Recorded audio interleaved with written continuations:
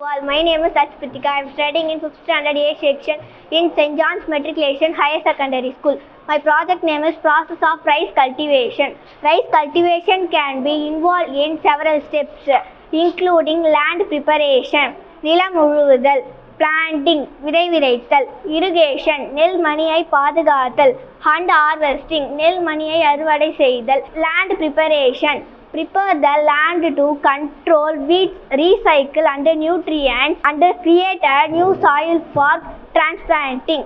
Planting, select the seed and control weeds, control water flow to and from the field to prevent nutrients. Irrigation, rice can be grown in wet or dry condition, but most variety need adequate water to preserve yet their full potential. Harvesting, harvest during the dry season. Stop watering to feed their weak before harvesting to help for transplanting. Thank you.